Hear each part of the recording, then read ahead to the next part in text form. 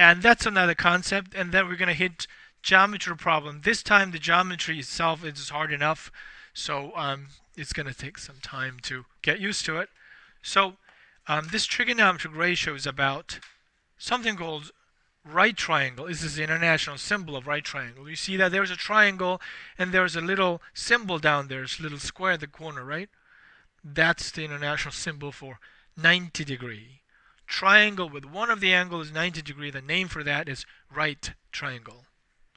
So this trigonometric ratio is about right triangle. Very special triangle, right?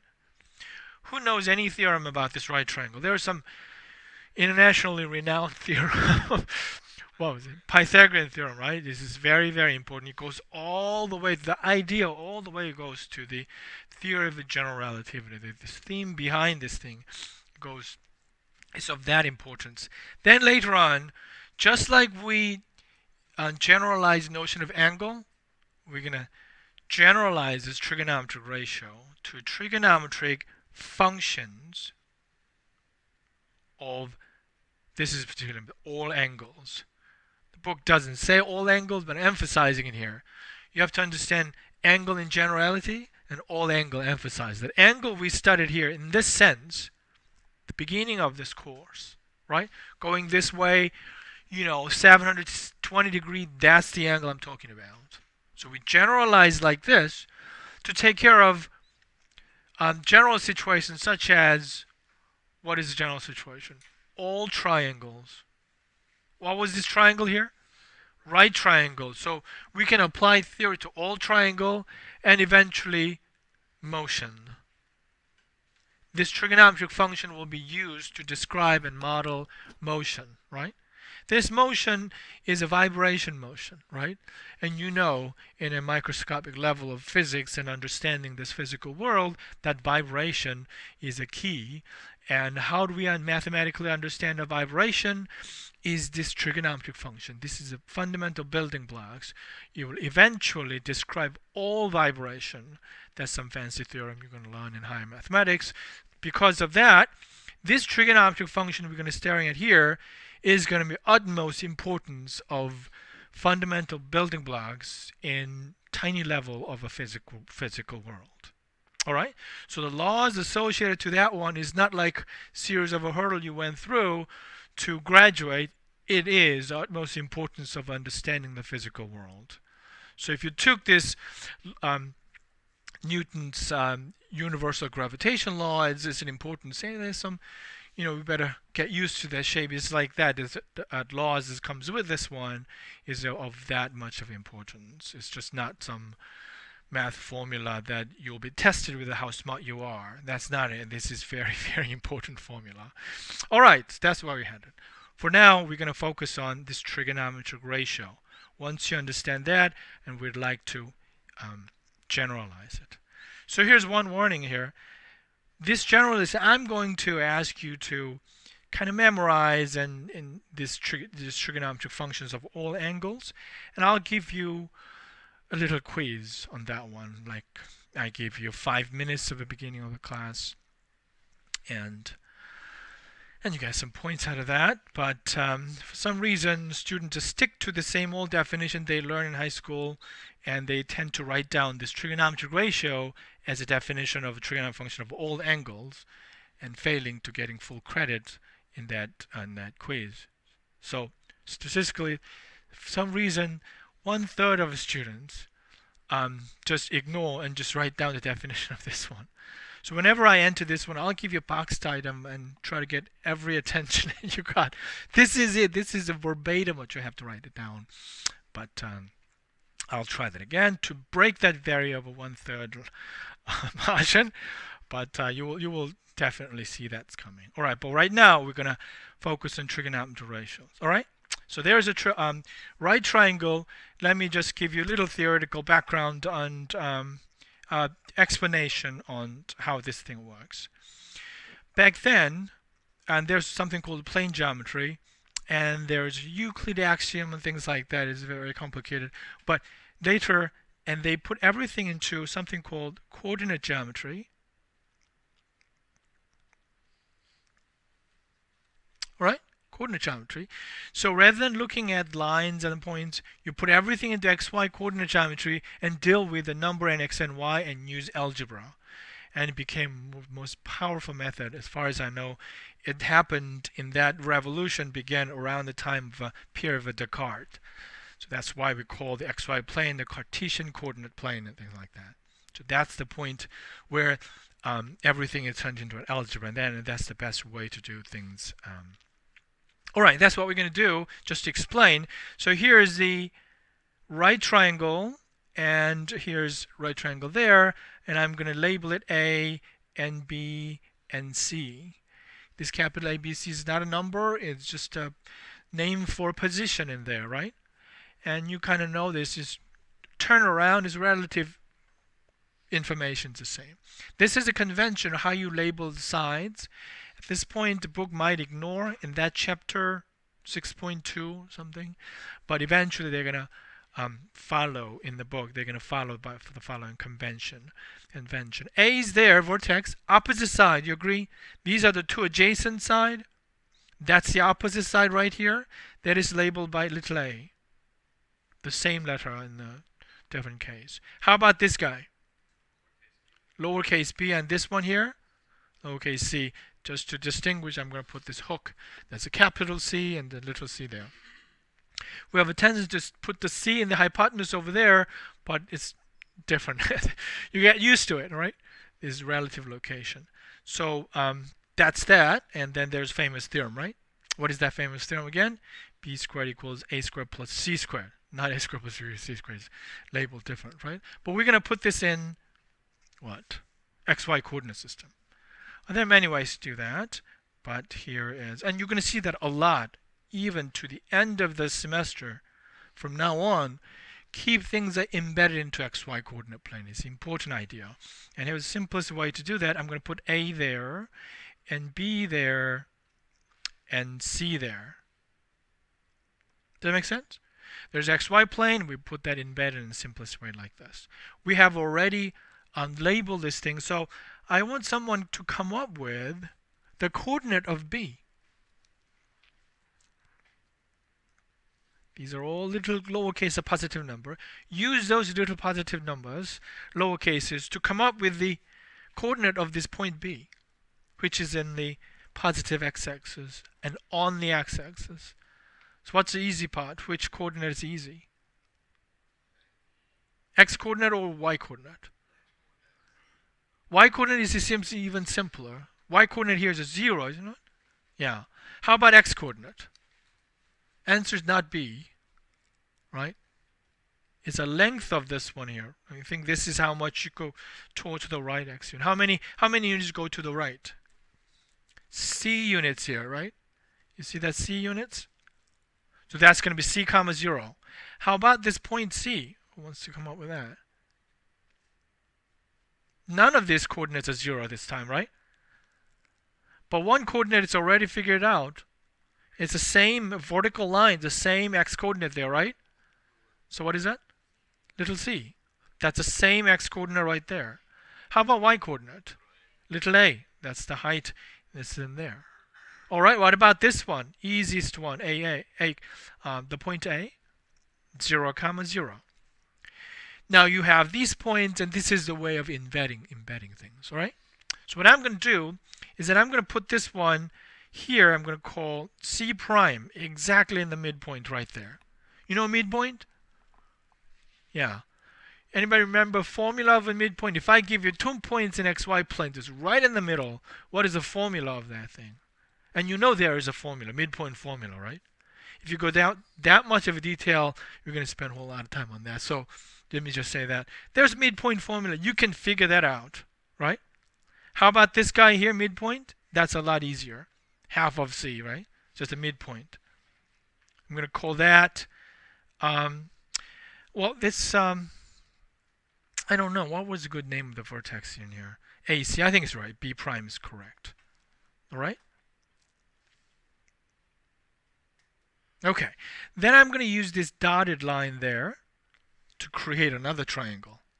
So let me look at this triangle in here. Exactly half in here, and here's a B prime, C prime, sorry, and here's a C, there's a B prime, there's a B and A, right? Okay, before there was a one right triangle. Do you see there's a two right triangles now? There are two right triangles. One is AC prime, B prime. Another one is AC and B, right? One had the length B here, and what about length of this one in here now this time? B divided by 2, of course, is exactly half. And what about this one? Half of C here is a C divided by 2, right? And concluding that this length right here has length A over 2. That was A here, and that is also 1/2, requires a little bit of calculation. I chose this point so that this is B over 2. I chose that point so that it's a C over 2, right? And then this was something is determined by my two choices. You can't conclude it is A over 2 just using that information. You have to go through the argument. It uses Pythagorean theorem and uses this coordinate of these 2 points and using something called distance formula. Remember distance formula? I give you 2 points in xy plane. You can calculate distance between these two, shortest distance between these 2 points. That's called distance formula. Using these things, midpoint formula, distance formula, Pythagorean theorem, you can conclude that this angle here is also 90 degrees. So we have 2 right triangles. Things like that. So I'll skip that much of detail, and then we conclude here. That little triangle is also a right triangle and have the sides all halved. Okay? So I have created 2 triangles. So I'm now going to separate. Here's A. Here's a B prime, right triangle C prime. And here's a little bigger one, A, B, and C. And here's like that. And you see that this angle right here is a common angle, is a common fold of the 2 things, right? Exact fold. So do you agree if I call that one theta, that must be theta as well, right? Because it came from the exact same 2 sides.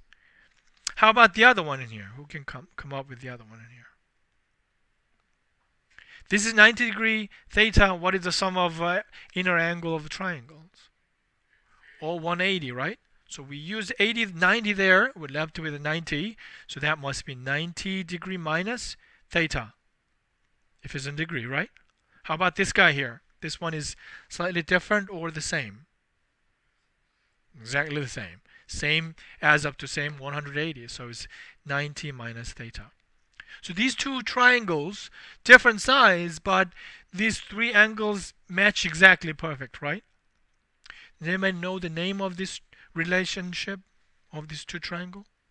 If these 2 triangles have exactly the same angles, we call it similar triangle. That's a technical name for that. And we know the length of this one. This one was a B over 2. That was a C over 2. And this was A over 2, right? And this was a B. And that was little a. And that was little c. So size is different. But you can see every size is half by multiplied by the same factor. I only did this a half it, but you can do the 1/3 in any size. Then you have original size ABC multiplied by same factor, shrinking factor. Here is one half, right? Yeah. So they noticed that these 2 things are different sides of a triangle, but ratio of any pair is the same. So let me look at this 2 ratio. Here's a theta, right? You see there's 2 adjacent sides there. What is the ratio of those 2 things? B over 2 divided by, let me do the C over 2. That's how this trigonometry ratio works. So I'm going to take the C over 2 first and B over 2. And theta is here, 2 adjacent side. So they take this bottom adjacent side C and top adjacent side B there, right? If you compare these 2 things, do you see that 2 cancels and they're the same? Right? So any 2 pair, corresponding pair you do, the ratio is always the same. So let me just summarize it all. There's just one example. Ratios of, I think this is about ratios remain unchanged. Does that make sense? Yeah. Careful ratios. So you look at this right triangle. One angle is 90 degree and one angle is theta. Doesn't matter what size of a triangle you look at, the ratio is going to be always the same. So because it's a right triangle, it's all about this theta. If it is a theta, completely determines this three angle, 90 theta and 90 minus theta. So they decided to make a ratio out of just this theta, not depending on this triangle at all.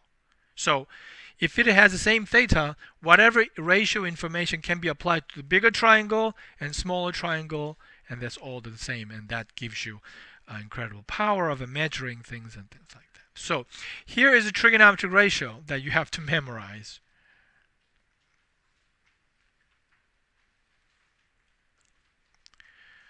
That abbreviation that goes with like a tribal kind of name. What was it? So is that how you just so ka to? Is that how you do that? Right. Okay. So if you try to read it, it looks like some tribal name, but that's how these trigonometric ratios are defined. So you need to get used to it. So here's these.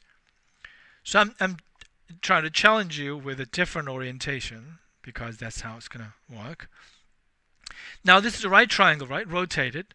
And I'm gonna, on purpose, I'm gonna put this theta some different place like this. And all the sides are relatively named to where that theta is in the right triangle. Okay? So there's a theta, and this longest side of this right triangle is named hypotenuse. Is that right? Hypotenuse. And this right next to it, this is adjacent side, non-hypotenuse adjacent side to the theta. Is that right? This side is not adjacent to the theta. So they label it, this one is A, adjacent side. This one is not adjacent, not hypotenuse, therefore is named opposite. Okay? So how many, there are three things, how many ways to pair them? Three of the way to pair them, right? These two, AH and HO and AO, there are three ways to pair them, and those are what that's for. All right, so first pair is called sine of theta.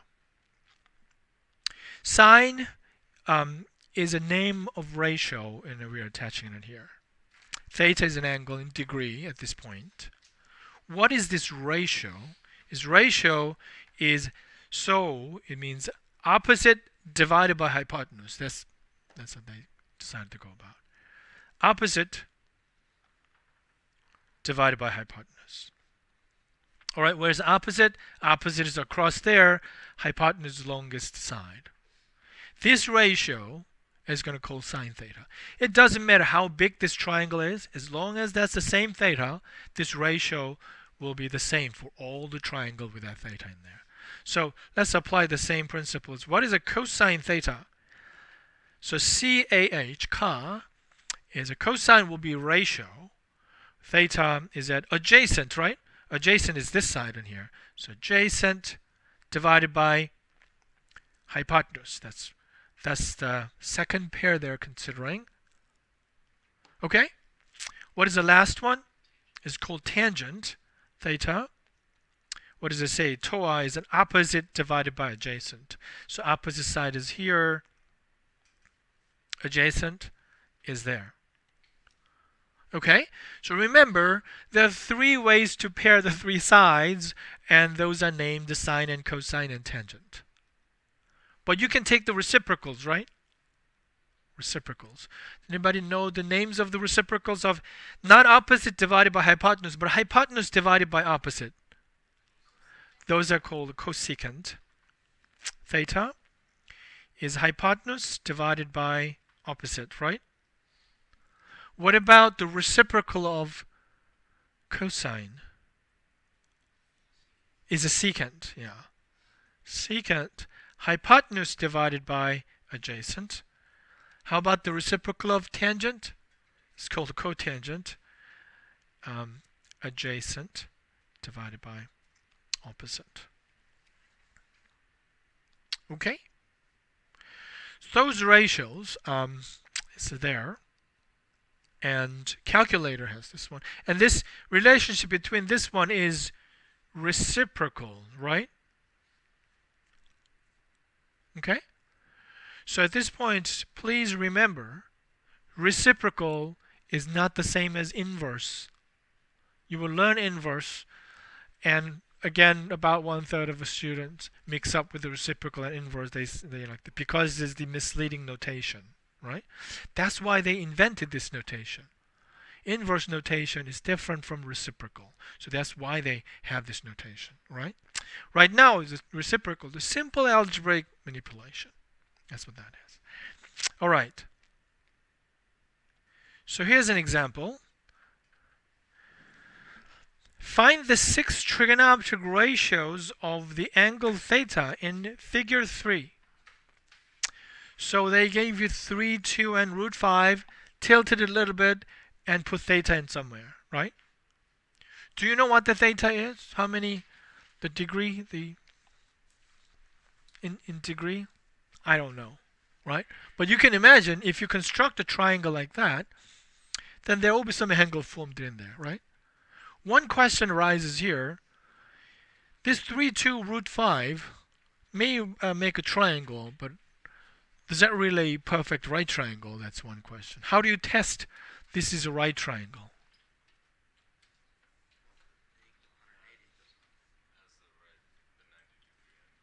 Yeah, they put it there, but if I don't put it there, I give you 3, 2, and root 5. That's the 3 sides of a triangle. And I ask you, is this a right triangle or not? And how do you determine it's a right triangle? Without measuring anything, just Pythagorean theorem. This had to fit into Pythagorean theorem if it's a right triangle, right? It's not just a right triangle, then Pythagorean theorem works. It's a different idea. Anything that satisfies Pythagorean theorem is a right triangle, right? So here, do you see that fit in? It's a remark. It's not the part of the answer, but it's a reasonable question by staring at here. So how does that go? What is sum of what? Root 5 is that 2 short side, right? Shorter sides. Squared plus 2 squared must be 3 squared, right? So I'm going to calculate 3 squared. What is that? 9. What about this one? 5 plus 4. That's 9, right? Sum of the square of the two adjacent sides is equal to the square of the hypotenuse, right? That fit into the Pythagorean theorem. Your conclusion is actually it's a right triangle. So it's a right triangle, but we don't know what theta is. Okay? Whatever the theta is, if you construct it, you can measure it and you have a rough idea of whatever that angle that is, right? Okay. So to that unknown angle, we can vaguely just understand the angle that exists, and then we are calculating sine theta, cosine theta, and tangent theta, right? Okay. So this is going to be an exercise that, again, don't look at the formula. Use this opportunity to try to remember and recover from your memory just what we went through. It's tough that you've forgotten all this, but let's do that. I'm going to make this one exercise from here. Do that all 6 trigonometric. Sine, cosine, tangent, cosecant, secant, cotangent. Alright, these are the number I got. Okay, let's first locate those sides. Here's a theta, and we identified this one as adjacent, right? Theta next to adjacent, and that's not hypotenuse. This is hypotenuse. And that across there, this is identified as opposite, right? This is not absolute position. Bottom will be adjacent to the right side opposite, not like that. It's depending on where the theta is, right? Okay. And then you put it into this form, and that's all that is. Any question about this one? All right. You have to practice. Understanding this is not enough. You have to just practice when you do the homework. Try to remember as internalized as much as possible. All right? So that you can do trigonometry fluently. Do you have a question? Right. As far as this one in here, there's if it is a multiple choice question, usually they rationalize it. So you have to find that you have to rationalize it. And in my test solution, I don't require to rationalize. You can keep it this way. And as far as I know, in the WebAssign, you can just type in exactly like this, and it'll take this. As long as it's exact form, it'll take this correct answer, even though it's not rationalized. Right? Any other question? I would like to make this as another exercise, but I'm going to choose a different problem. Here, if you look at here, 3, 4, 5, this is well-known Pythagorean triple. Right triangle with integer the sides, and 3, 4, 5 is probably the smallest size of a triangle, 3, 4, 5. But we just did that, right? Computing all that. So what we're going to do is something that's missing here, like a number 6. That's the only exercise required at this point. If you could do this quickly, look around, and you can do other problems here as well. But number 6 is an exercise. So how do you figure out the missing side? Pythagorean theorem. Use Pythagorean theorem to figure out the missing side. And once you have that, the rest part is exactly the same. All right, I got 17, the missing side. Is that right? 17. And don't leave it as root 25. Hit it with a calculator. If it is a whole number, and use that instead. If it is a decimal, then you keep it root 285, unless WebAssign says round to 2 decimal or things like that, right?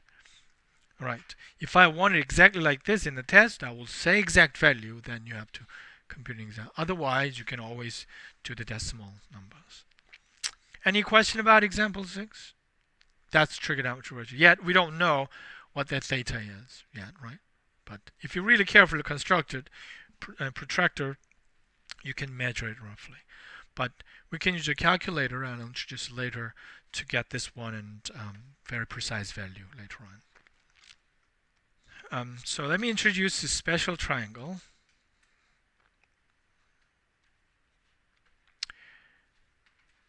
For practical purpose, special triangle is not important at all. You know, we're not just teaching mathematics just to be used. It's mathematics itself, and has its own. It has its own directions, and mathematicians find whenever they can compute something in exact fashion, they love it and like it. And here's a special triangles. That you can really relate this exact number to an exact angles. So far was an idea, and we're calculating to some angle that we don't know, right? So this is the first example. You know the size and you know the angle perfectly.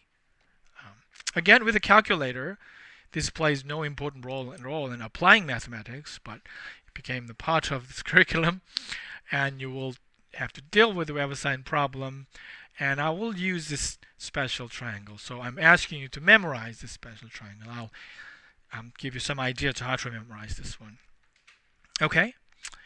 So first, let me give you this first one. Is called isosceles. It's a right triangle. But remember this isosceles triangle? What's an isosceles triangle? Two sides are equal, right?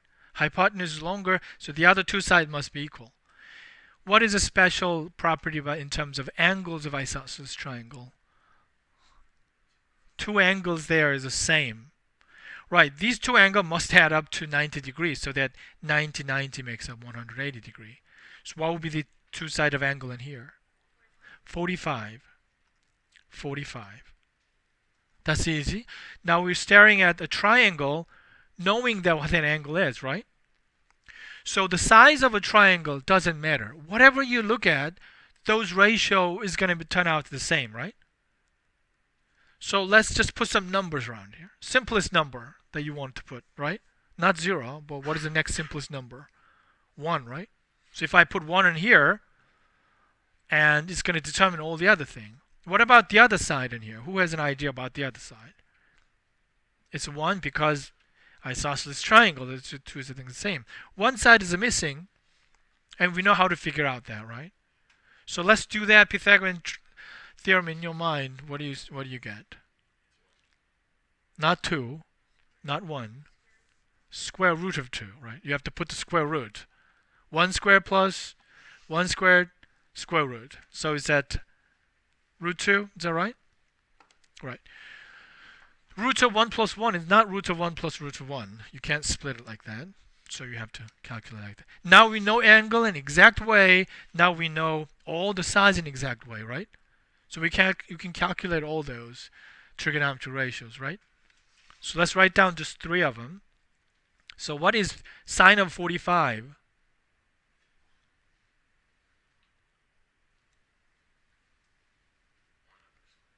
Right, you look at any of the 45, doesn't matter, right? It's just a 45. So you look at this 45, and opposite is 1, right? And hypotenuse is root 2. Is that right? How about cosine?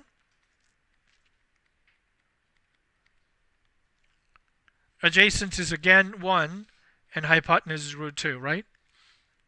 How about tangent 45?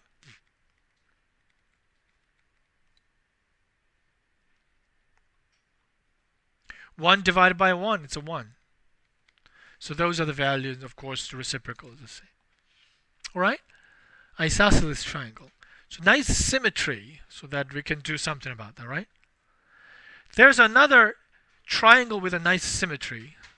Isosceles right triangle, and there's a non-right triangle, but it has perfect symmetry. What is that called?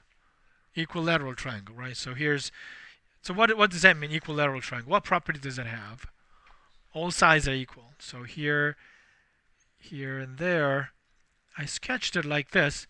If all sides are equal, do you believe that all angles are equal all around? Yeah, you have to think about it a little bit, but if you believe that, then we have an idea. This is equilateral triangle. All the angles there are equal to each other. They must sum up to 180 degrees. What should be that angle? 60 degrees here, 60 degrees there, right? And 60 degrees there. That's the idea. But where is the right triangle, right? So they decided to split this one to create a right triangle, right? So how they split is a perpendicular split right there. And there's another thing they have to think about. Well, there's nothing happened to 60 and 60 to the side part there, and the top of vertical 60 is splitted and exactly in half. And that's something you have to think about. But if you believe the symmetry, that must be right there. What is the angle? 30 degree there. So did we create what is it? Right triangle? Do you see right triangle? Yeah, there is this right triangle. I'm going to call this one tall right triangle. It's like tall shaped right triangle, right? Okay. Now we got angles and this perfect symmetry. Let's put some numbers around the sides. Easiest ways, and I'm going to call that one 1. How about that? All right? There are 2 other sides you have to figure out. One side is really easy to figure out. Which one is it? Hypotenuse, that will be that side, or this adjacent to what the other side. Which one's easy at this point? Hypotenuse would be 2 because this side, that side are all the same. It was split in half, therefore it's 1, 1. Therefore that must be 2 there, right?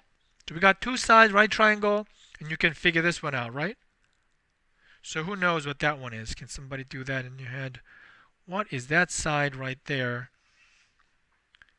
Pythagorean theorem. So let's do that over here. L, how does it fit into? 1 squared plus L squared is 2 squared. Is that right? That's how it works. So let's isolate L squared. What is L squared? 3. So what is L? Positive root 3. That's the exact value there. Positive root 3. And mathematicians like this kind of the exact, and they just figure out with no equipment, paper and pencil, and they could do that, and they just love it. All right, they decided to force you to memorize this. I just love it. They gotta learn this. So you're learning. All right, so we're looking at a right triangle, knowing all the angles and all the sides perfectly, right? So let's write that down. So I want to make this one as an exercise, and then we're going to think about memorizing this one. So let's do that here. Let me make an exercise here. Write down those two trigonometry, right? But there are two angles. Before it was 45, 45, right? This time we have 60. This time we have 30. Both of them, right? Come for free. So let's do that with 60 first. You're going to write down sine 60. You're going to write down cosine 60. You can write down tangent 60. All right? You're looking at that right triangle there. If it's confusing, to separate it and draw it again one more time. And then alongside, we're going to write down sine 30. 30 is right there, right? You see where the 30 is? The right triangle. And the cosine 30 degree. And tangent 30 degree. All right?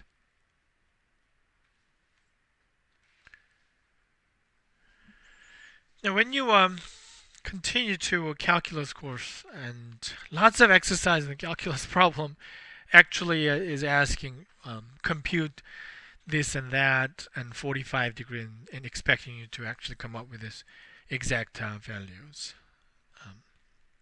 All right. So I wrote down, and was there any difficulty writing down 60? All right. So here's my suggestion. How are we going to memorize this one? Rather than just memorizing these values, I encourage you to memorize the triangle, right? So let's practice it together. I'm going to hide it. Okay, let's practice together. There's a 45 triangle. Is that right? That's one triangle we looked at. What is the other triangle? What are the two angles? 30 degree and 60 degree triangle. Those are the two triangles, right?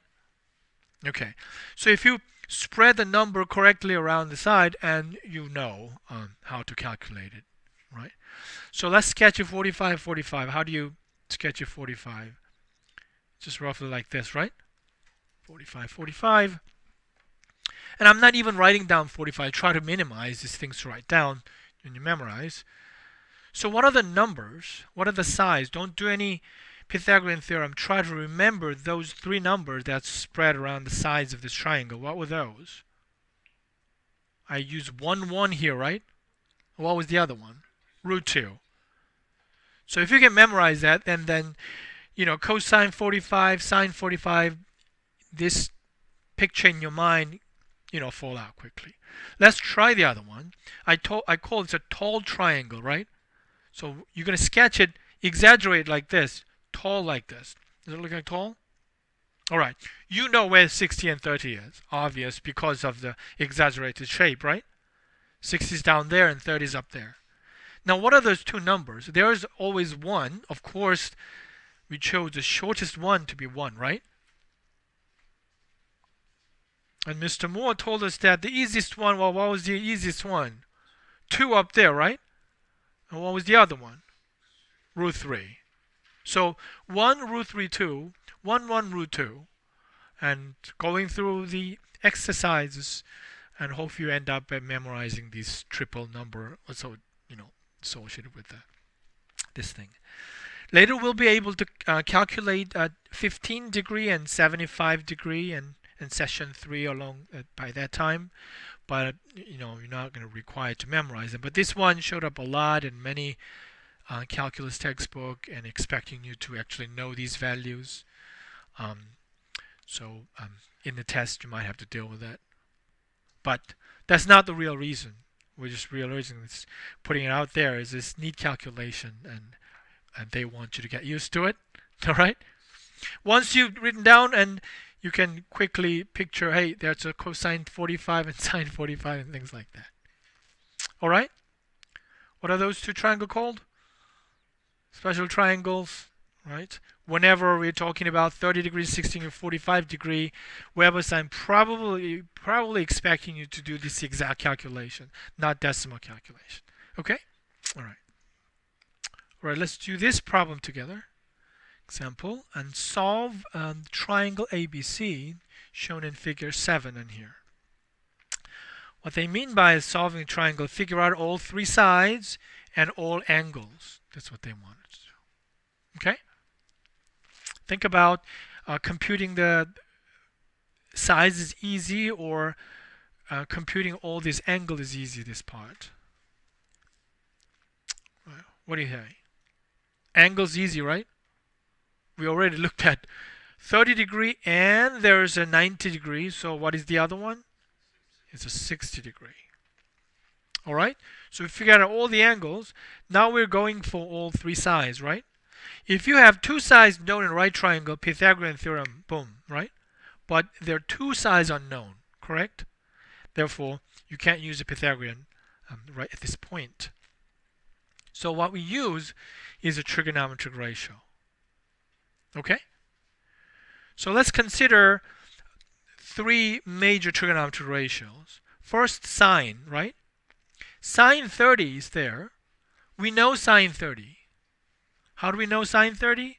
Because it's angles of what triangle? Special triangle. So from that special triangle, we already know what sine 30 is. And we can relate that to sine 30 here. Doesn't matter, that was a special triangle and we're looking at some different triangle, right?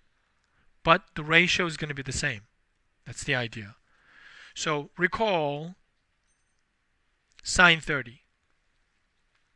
Now, I don't want you to look at the notes. Imagine in your mind that tall triangle, right? Okay, let's do that together. Here in your mind, there's this tall triangle. So where's the 30? 30 is up there, right? I'm not writing down the number, but sine is the opposite side, right? You said 30 is over here, opposite is over here. What was the number? 1, right? And then 1 divided by hypotenuse, right? Which was 2. So I'm going to put in 1, 2, this one here, root 3. There's a 60, there's a 30. So what is sine 30? 1/2. Is that right? Opposite divided by hypotenuse. That sine 30 here must be 1/2 as well. So let's look at sine 30 here. What is sine 30?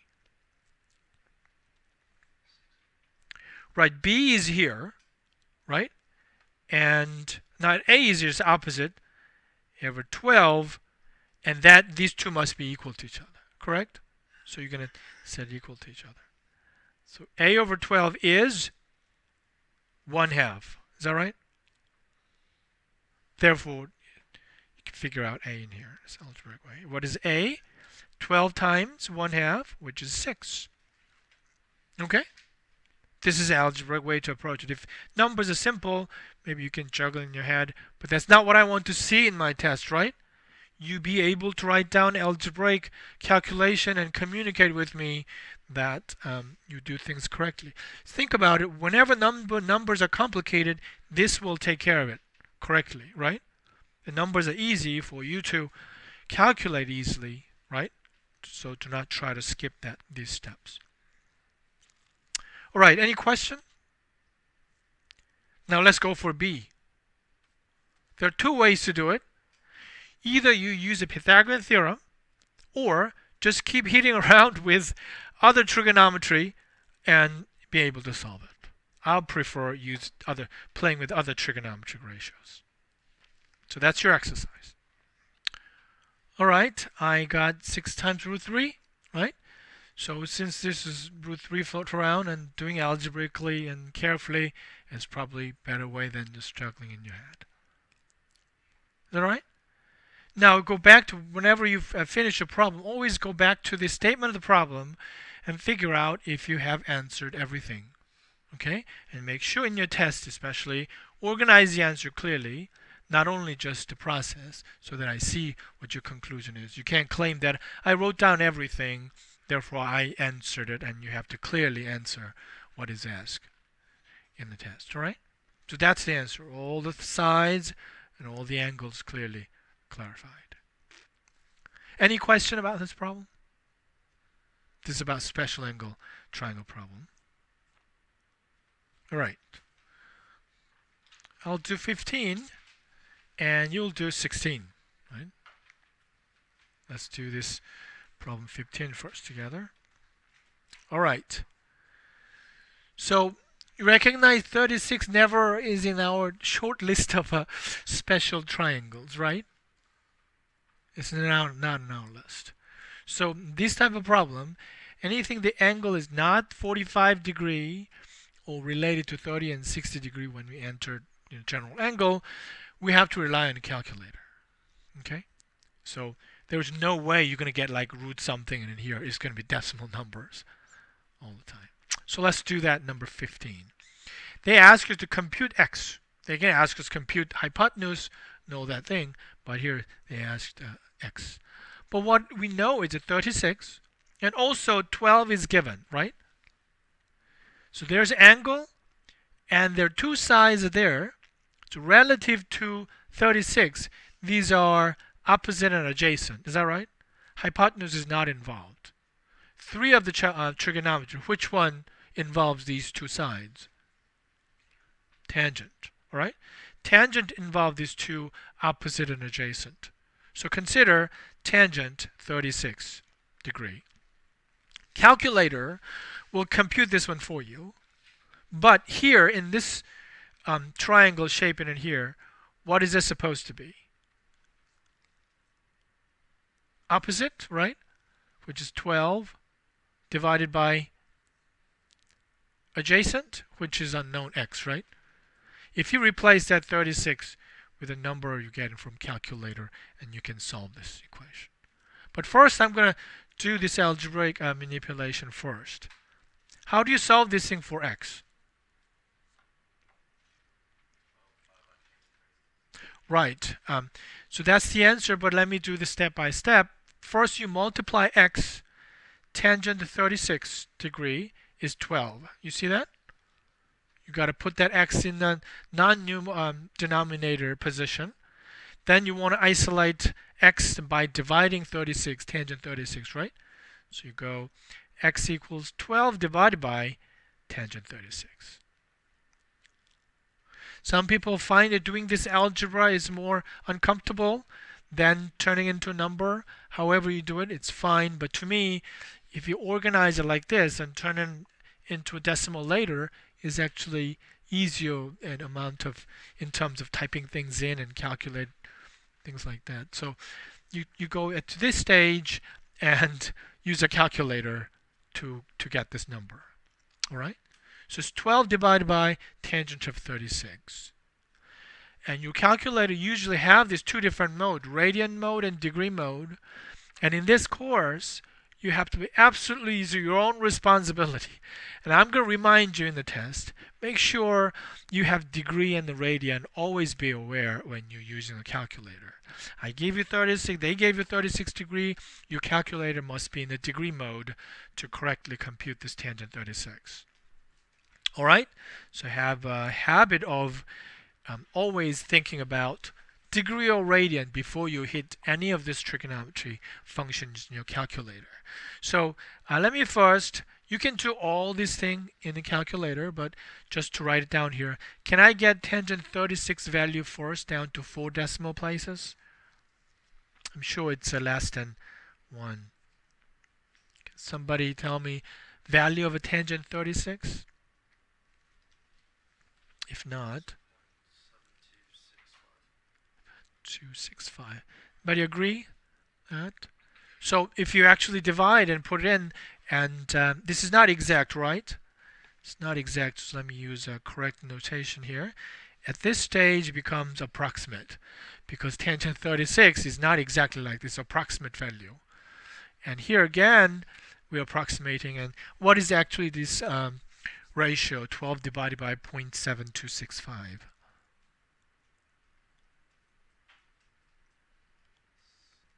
Number 16 is your exercise. Okay, I got 31.30, and I had to consider sine 53 that it involves these two sides, 25 and x, and you get you right there. Make sense? Any question? All right. All right, here's another set of problems. Let's read it together. Sketch a triangle that has acute angle. All right. Acute is angle in between 0 and 90 degree. That's called acute angle. I'm not sure if 90 is included or not, but it's somewhere around there. The term was obtuse angle. Yeah, more than 90 and less than 180. So acute angle. Theta is an acute angle. Find the other 5 trigonometric ratios. That's the question. They gave you, like, let's look at the sine, the number 19. So let's look at number 19 there. All we know is a sine theta and 3/5. They didn't sketch a triangle for us. All they gave it is there is this right triangle. We're not going to tell you, but sine theta for that one was 3/5. And they ask you to figure out what is the cosine theta and what is the tangent theta. Reciprocal is easier once you have that, right? So here's the solution begins. You have to figure out that triangle they had in mind. So I'm going to sketch an arbitrary triangle. It's not exactly the correct value of theta. It's a random triangle in here. I'm going to put theta right here. Okay? Some arbitrary right triangle. And they're saying 3/5, right? So let's spread this 3 and 5 in here so that it matches this data. Sine theta being 3/5. What would you do with that 3 and 5 in here? You're going to put 3 somewhere in here, right? Where do you put 3? The opposite leg right here, right? What about 5? You're going to put 5 right here. Hey, that's all familiar problem. We have done that before. So from here, you complete this side and write down all the other things. Does that make sense? Yeah. So what is this L thing? And anybody remember this beautiful right triangle with the smallest integer sides? That was 3, 4, 5. So that's actually 3, 4, 5 triangle. Right? But that's not how you in general approach it. You have to use the Pythagorean theorem and so on. All right. I have to mention this one in here. Like, what if I'm staring at tangent theta being 2015?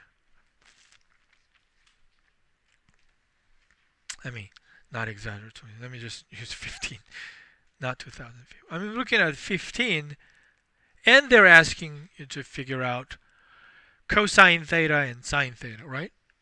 Then you're going to sketch the triangle again. Okay? So again, this is going to be a random triangle, like this. Not to scale. I think that's what they say. We need 2 numbers, right, to spread apart. But you have only one number. That's why I'm doing this. Where is the other number? Right, but I'm only looking at one number. What are the 2 numbers? Here we have 2 numbers, so that we can put it in there, but only have only one number, 15, in here. 15 divided by 1. There's a 2 number, right? So where does the 15 go? Opposite here. Adjacent goes the denominator. Now whatever that thing, I'm sure this is not neat number, but you can complete things like that. And rest is something that we have practiced so far. Does that make sense? Okay, so these are basic problems they have, and so that you think about and get used to this idea of trigonometry, and we can apply to measuring problems and